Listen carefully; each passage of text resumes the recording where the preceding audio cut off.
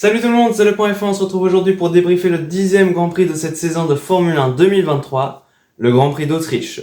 Ça fait un mois que vous n'avez plus eu de vidéo et c'est normal, j'étais tout simplement en examen. J'avais tourné 2 vidéos fin mai, mais elles sortiront plus tôt, juste après cette vidéo. Vous allez voir, ce sera un nouveau format, j'espère qu'il vous plaira. Mais pour l'heure, notre débrief.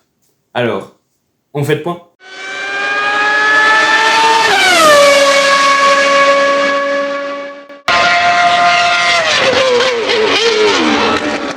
Après avoir été sacrément chamboulé, le top 10 est le suivant. Verstappen gagne devant Leclerc et Perez, Norris finit à une solide 4ème place, Alonso est 5ème et Sainz finit 6ème à cause de sa pénalité. Russell et Hamilton sont 7 et 8ème, Stroll est 9ème et Gasly ferme le top 10. L'événement phare de cette course sprint est sans doute la bataille entre Verstappen et Perez. Verstappen partait donc en pole et Perez à ses côtés.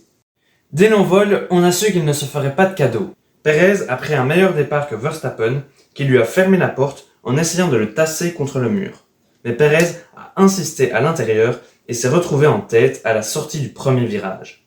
Mais Verstappen avait anticipé et avait freiné un peu plus tôt pour mieux prendre son virage et avoir une meilleure accélération pour entamer la montée vers le virage 3. Verstappen a voulu se déporter à l'intérieur, mais Perez a fermé la porte et il s'est retrouvé avec 2 roues dans l'herbe, ce qui, vous vous doutez bien, n'a pas beaucoup plu à Verstappen, qui a retardé son freinage et a forcé Perez à sortir de la piste en ralentissant beaucoup et en ouvrant sa trajectoire. Personnellement, je pensais que Verstappen prendrait 5 secondes de pénalité pour avoir forcé Perez à quitter la piste, mais c'est vrai qu'en voyant les images, Verstappen était bien devant à la corde et en plus c'était le premier tour, donc c'est plus considéré comme un incident de course. Concernant Perez, il dit ne pas avoir vu Max et je pense qu'on peut le croire vu les angles morts sur ses monoplaces. Si vous souhaitez en savoir plus sur ce problème, je vous conseille cette vidéo de Depiello qui, je trouve, explique vraiment bien cette problématique. Ce week-end, on a vu beaucoup de pilotes se faire avoir par les track limits au virage 9 et 10. Dès la première séance de qualification le vendredi, on a vu Checo partir plusieurs fois au-delà des limites de la piste, ce qui lui a valu de se faire éliminer en Q2 alors qu'il aurait très bien pu se battre pour une 2e place, voire peut-être même la pole. Ensuite, pendant la course, presque la moitié de la grille a pris des pénalités et après la course, le classement établi a été complètement chamboulé car pas moins de 8 pilotes ont pris des pénalités, avec une spéciale dédicace à Esteban Ocon qui a pris 30 secondes de pénalité. D'après certains pilotes, ce serait dû au fait que les voitures sont plus larges qu'avant et que du coup, ils savent moins voir les lignes blanches qui établissent les limites de la piste.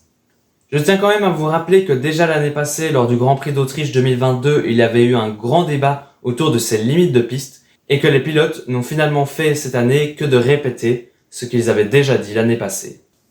Bon alors, pour moi, la règle c'est la règle et si on vous dit de ne pas dépasser les limites de piste, on ne les dépasse pas. Mais par contre, là où je trouve que la FIA a tort, c'est que les pilotes l'avaient déjà mise en garde l'année passée et qu'ils n'ont tout simplement rien fait. Des solutions existent. Bon, évidemment, il faudrait faire quelques travaux. Mais imaginons qu'on mette un vibreur plus agressif, avec par exemple un gros boudin jaune, un peu comme à Monza.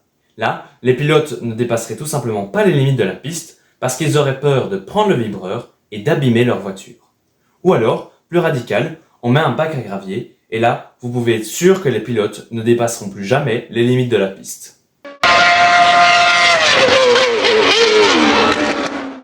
L'année passée, on avait déjà vu une Scuderia solide lors du week-end en Autriche et on s'attendait à le revoir ce week-end.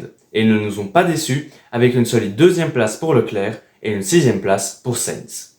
S'ils ne sont pas dans la catégorie coup de cœur aujourd'hui, c'est simplement parce qu'ils ont quand même fait quelques trucs douteux, comme la proposition de la stratégie à 3 arrêts pour Charles ou le double pit stop qui a duré près de 4,5 secondes pour chaque pilote.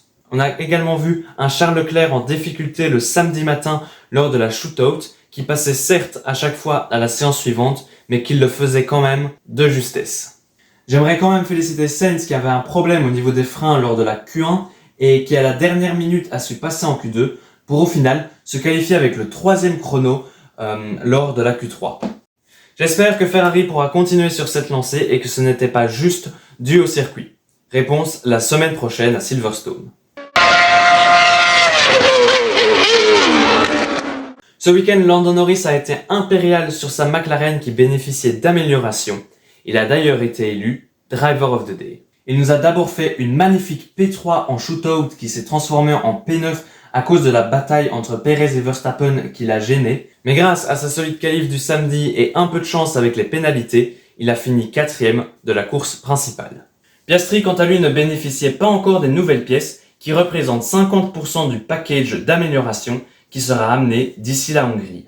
À l'heure où je vous parle, une course contre la montre a été lancée chez McLaren pour que toutes les nouvelles pièces soient dispo pour le Grand Prix à Silverstone, que ce soit pour Norris comme pour Piastri.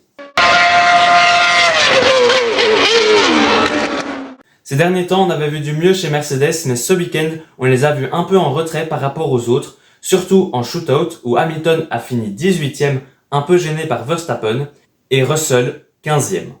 Ils ont quand même su se rattraper en course sprint en profitant du changement de météo pour changer de pneus et finir 8 et 10e.